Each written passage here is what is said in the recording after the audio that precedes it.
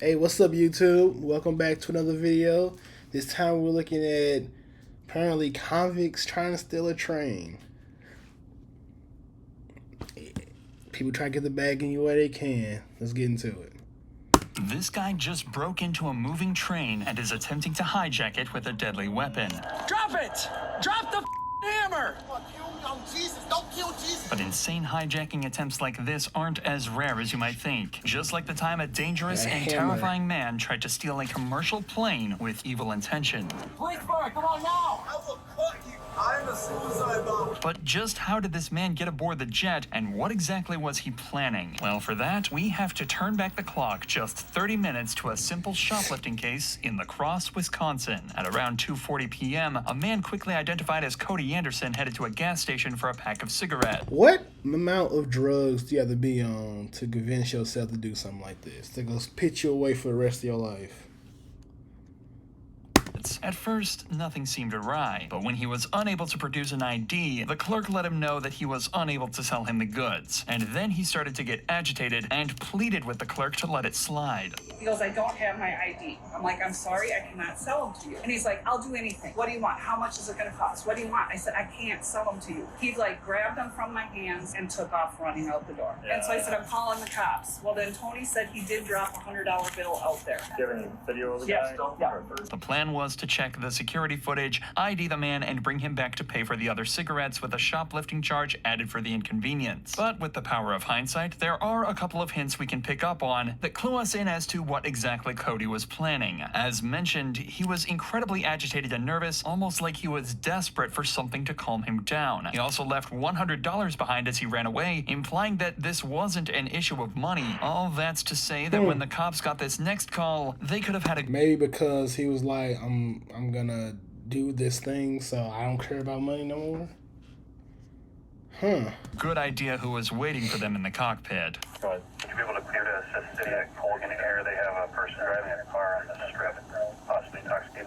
10-4. According to staff at the local airport, a man had just crashed through the locked gates to the runway at speed before repeatedly driving in circles around the airport, doing donuts, and using the runway as a drag strip. Staff assumed him to be intoxicated, which made his next move even more horrifying. He parked his car up by a small jet, stepped out, and brandished a knife at the crew, demanding they let him aboard. Due to the severity of this incident, a call went out to every nearby officer, and they Boy, you arrived done. with arsenals of tactical gear and weapons to try yeah, and you safely done. deal with the hijacking. I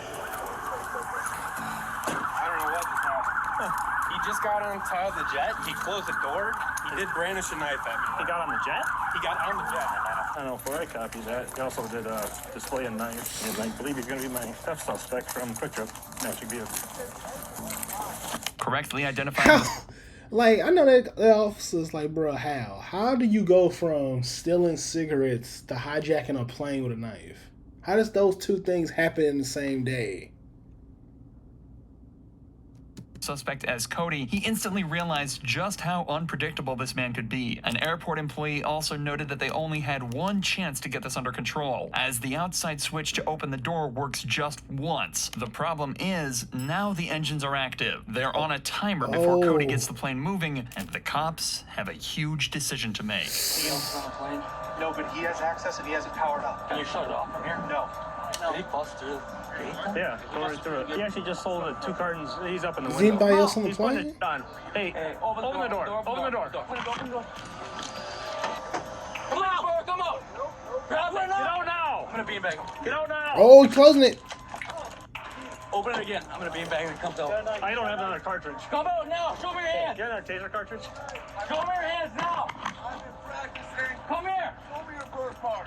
Cross, please! Show me your hands Show me now! your birthmark. I'll take lethal cover. Let's move this way.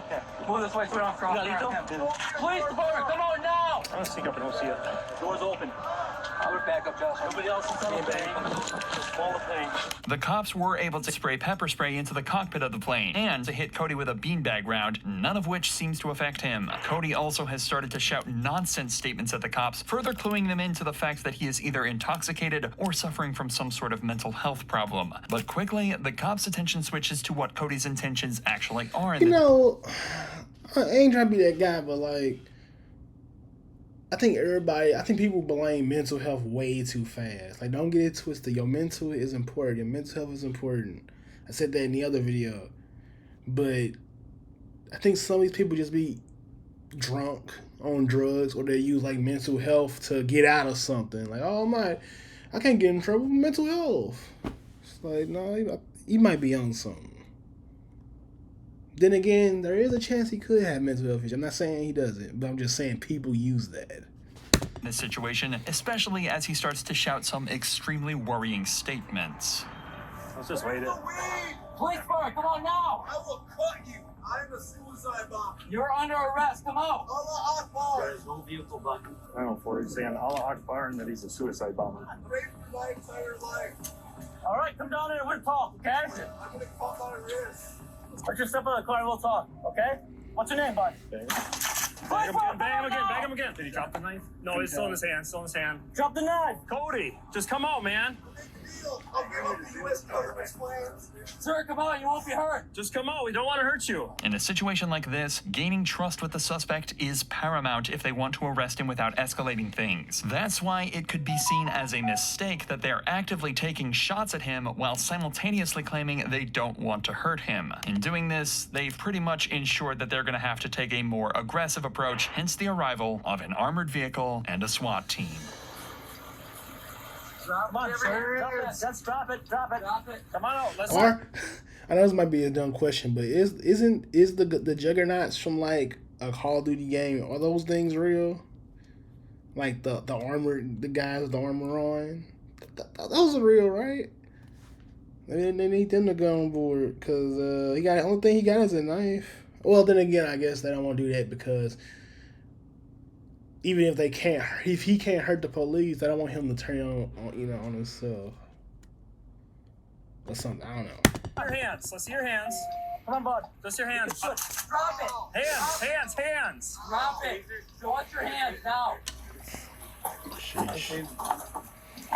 Cody. Chase him. Cody, come here. Slow us down here. Slow it down. Can you talk to me? What kind of explosives do you have? Cody then claimed he had a set of C4 explosives he'd obtained from the government and threatened to blow up the plane. To add to the drama, he also said he had a dead man's switch and 2 handguns. Come on, you're not moving, man. Because I got shot in the leg. Okay, Twice. well, we'll get you some help for that, but we gotta have you move if we move, okay? Come to the Back top. up, and I'll give you the bomb. Okay, come to the top of the stairs. No, 30 feet to the side, or we all die. Man, the only thing I'm worried about is as soon as he came in, he turned all the batteries on. So, like, I think if he wants to, he might know enough to. I don't know if he's like a vet or something, but if he knows how to fly. At this point, the cops are reminded of a real threat that's still scarily apparent. If Cody even has the slightest idea of how to fly this Yeah, he plane, can just things take will off. start to head in an entirely different direction. Luckily, It staff at is the over. airport They can't do realized nothing that they're about able it. to disconnect the battery at the rear of the aircraft. All the Oh. cops had to do now was get him out safely. Keep your hands visible, okay, Cody? We don't want to hurt you, okay? Stand up for me. Come on, Fight. let's go. I'm gonna take it out. We gotta stabilize. Very good. Got him. We got a spot. Come on. There's my stolen cigarettes. Yeah. Found my stolen cigarettes. He's my Stolen suspect. cigarettes. Cigarettes. That pays No, too. I didn't bring it. It's not uncommon to see a Can suspect you imagine the police officer going back to that quick trip going, yeah, I got your cigarettes, and you won't believe how I got them. turn That's a a simple story. misdemeanor into a more serious felony charge. But Cody did this in one of the most dramatic ways we've ever seen. From a small-time shoplifting charge, Cody managed to catch felony charges of attempted carjacking with a weapon, attempted armed robbery, making terrorist threats, bomb scares, and failure to comply. However, police in Columbus, Ohio were faced with an equally terrifying call, except they knew their suspect was violent and armed. It was early June when police received a call about a man attacking a train and its crew. Apparently, it all started when the man forced the train to a halt by laying on the tracks, and it quickly escalated from there. The person has then started throwing rocks, busted the windows out of the engine, and is now. Who? What are you in Red Dead Redemption 2? What? Stealing trains is a thing? I didn't even know that. Also, that was a really risky thing to lay on the track. You just happen to think that the train operator was like, okay, I'm gonna stop. What if he didn't see you in time? He just rolled. Even if you tried to stop, you'd have rolled right over him. Well, I mean, I guess at this point, if you still in a train, you ain't got nothing to lose. Because at this point, you gonna lose either your life or years off your life in prison. So at the end of the day, you ain't got nothing to lose. Climbed on top and it's sitting on top of the engine. Drop it now! Drop it! Drop the hammer! Now! Drop it! Drop all of it! Everything on you now! Drop it all! Drop all of it! No! Drop it down! What you gonna do? You think you gonna kill me? I'm Jesus. Don't kill Jesus. Drop it down, sir! You believe? Pray in front of me now and I hand it to you. No! Drop it down! What is you? A Ku Klux Klan?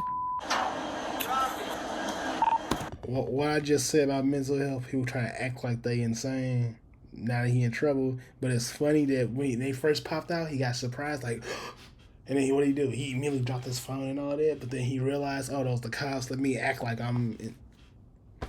So I mean, see how they turn it on. We have MCR.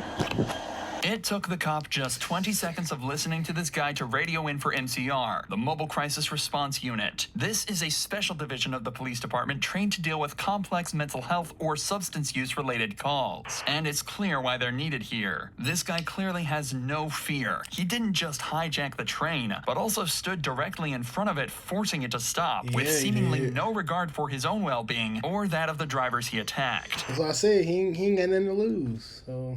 Hey, get a taser out. Come down, sir. Come down. Calm down. Calm down. I'm not playing with games with you, buddy.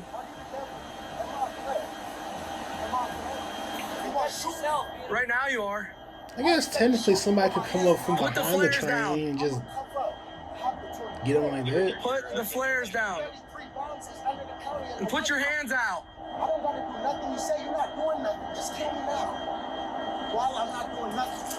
Why are you up there? What's going on? You know what this is. You know what's up. Yeah, it's train. No, read it. It says 12 torpedoes in there. Why are there 12 torpedoes in there? I'm gonna show you. Don't go in there, sir. Quickly deciding that he's done with talking, the man decides to hop down off the nose of the train and heads inside. Oh, there's probably people in there. Train hijacker. Hey, come out again, bud. I don't know what he has, dude. It's too flare. Yeah, but if he's lighting them. Open it up.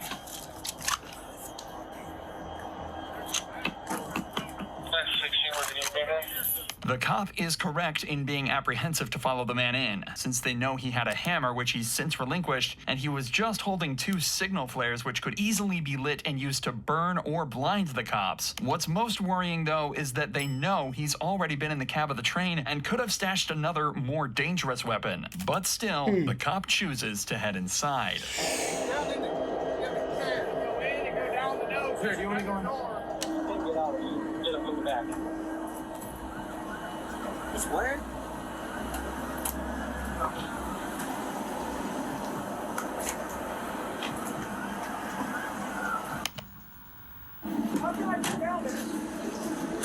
There's no hostages in there.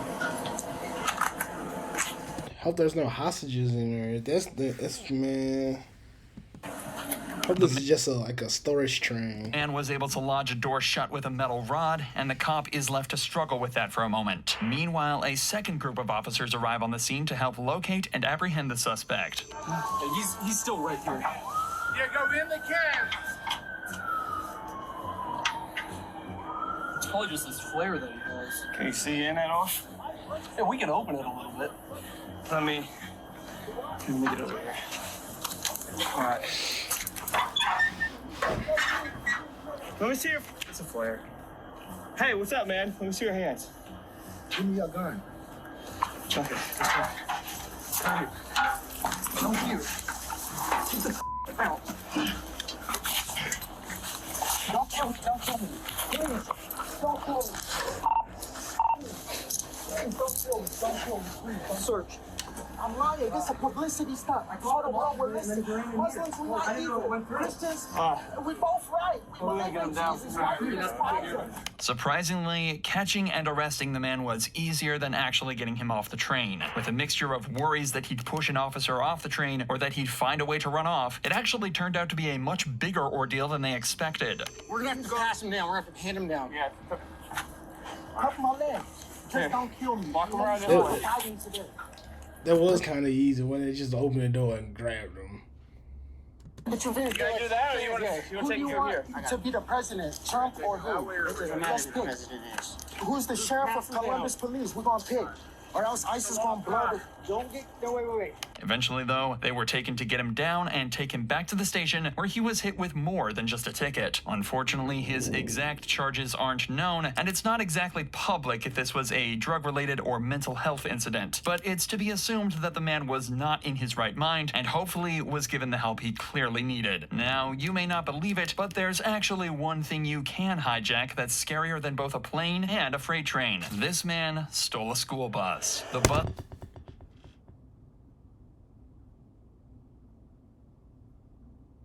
Bro, ain't no way. With kids on it? I hope not. Bro, yeah. This was hijacked in Cincinnati, Ohio, but we joined the chase 40 minutes later over state lines in Indiana. At this point, more than 10 police... It has the Ohio state, like the school district on it. Where you going? School buses have the school district. They know it's stolen if they see an Ohio school bus in Indiana. And it's going too fast. Police cars were involved in the chase along the highway, so the hijacker decided to take things off-road. Boy, ain't no way.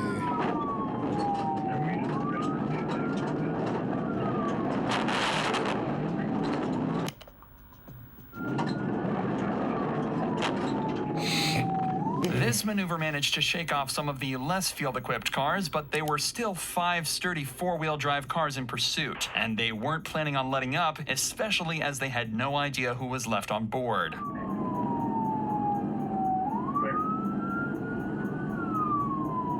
Let's hope there ain't no kids out here. Back into the field at 625 East. I know they went around the stop sign.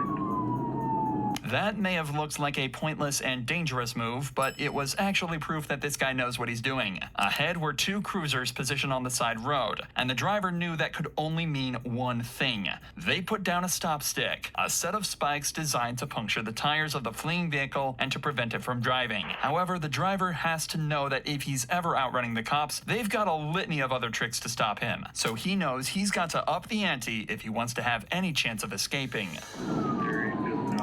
Let's escape in a school bus. Clear in the cemetery. Like, I know shocker, but school buses aren't like the most stealthy vehicle. It's like how you go escaping in a school bus?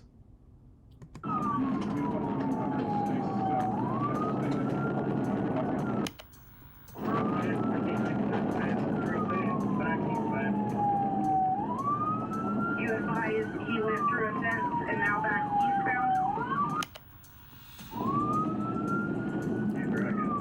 Wires through some electrical fencing here. They're on electrical fencing.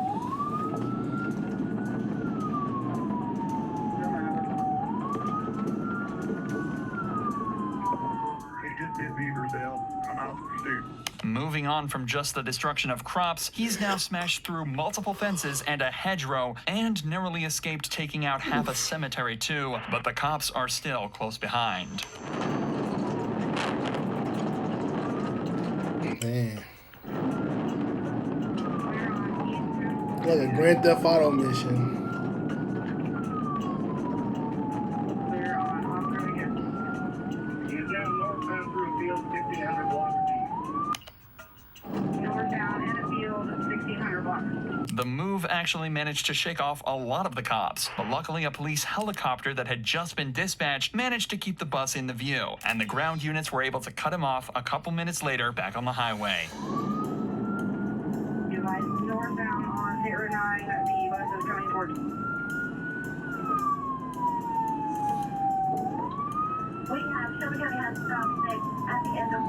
But whoever in this bus. Right back on to get on the road. Get on the road.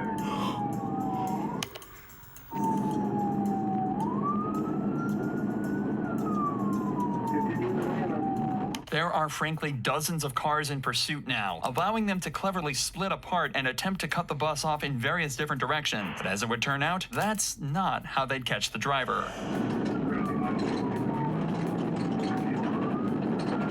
Wow. A flip.